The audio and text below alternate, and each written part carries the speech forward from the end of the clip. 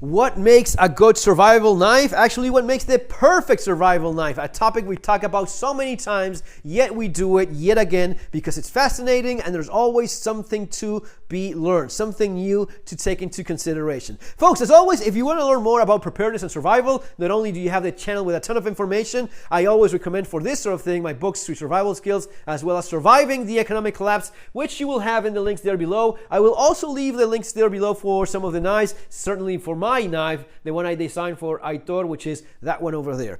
This is a video that is linked to something that I did for my Spanish channel about the idea of a chef knife, a kitchen knife, being the best survival knife. Now, I don't agree with that, but I have mentioned in my books before that if you don't have anything else, you can do a lot worse than this. This is a big knife. It is a very pointy knife, so you can certainly use this to defend yourself extremely well. Actually, this would be a great knife to defend yourself with. It is big, it is lightweight, it is comfortable, it is extremely sharp. That's because I sharpened it so as to keep it that way. And it has a very narrow, pointy tip, which will penetrate very, very well.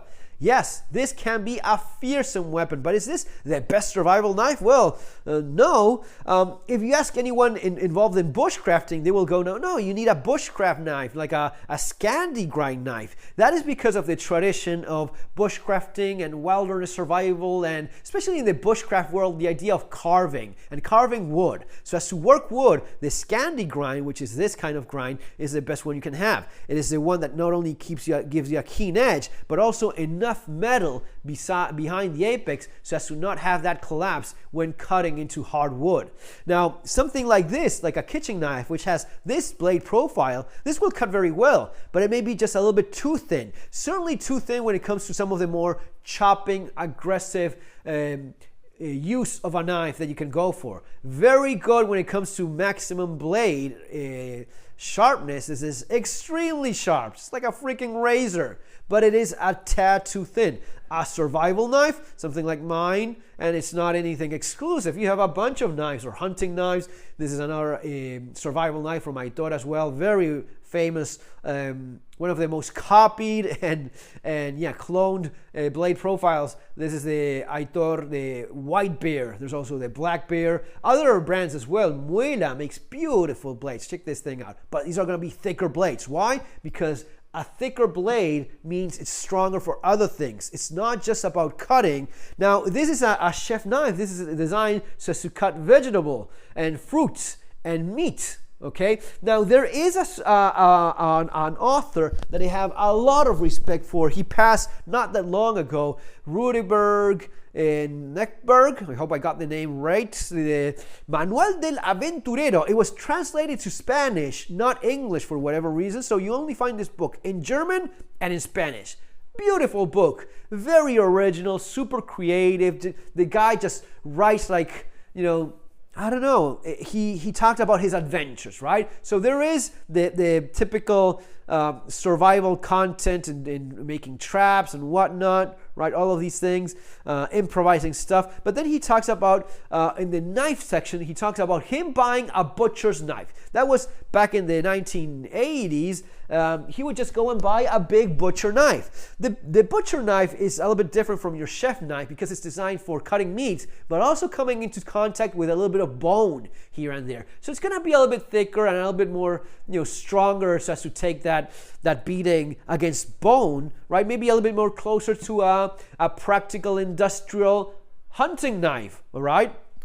For processing meats, and it should have a little bit of a stronger edge than a chef knife. The chef knife is just a little bit too thin. And when it comes not just to carving wood or preparing food, and it comes to actual survival tasks, which may be anything from, you may have to cut some meat, but you also may have to chop a piece of wood here and there, baton through wood. This will really not do all that well in batoning. It is very narrow. It will do okay for smaller pieces of wood, right? You can baton with a machete too, but if it's anything thicker, you want to have a thicker blade.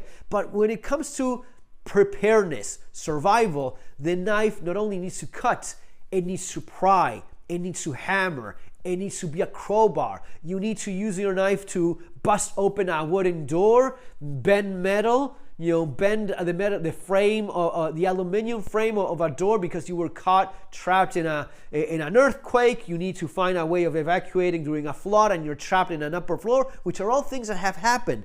I would not want to have this thin blade to do that. I will rather go with my knife or something similar in the type of survival knife that you have, medium-sized full tang blade. Those are the things you probably want to go more with, all right?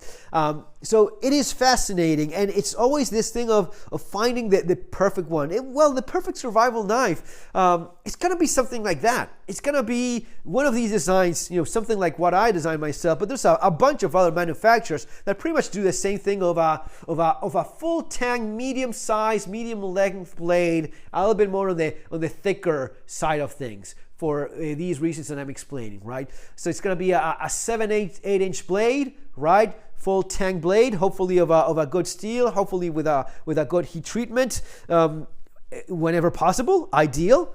You will have both. You will have a big knife and you will have a tiny knife. You will have a smaller knife.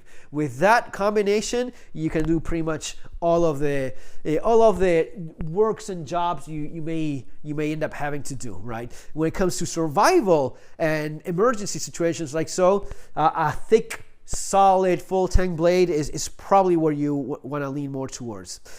If you have nothing else and you want to go with a chef knife that you bought in the grocery store, butcher knife like Rudeberg used to say, those are also great knives. A big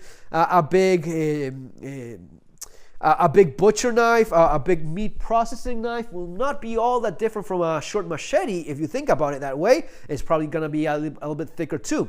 Guys, that's going to be all for now. I'll leave the links there below for my books, for my knives, and some other. The Falcon even is a knife I really like as well. So links for all of those things right there below in the description. Have an awesome day. Take care.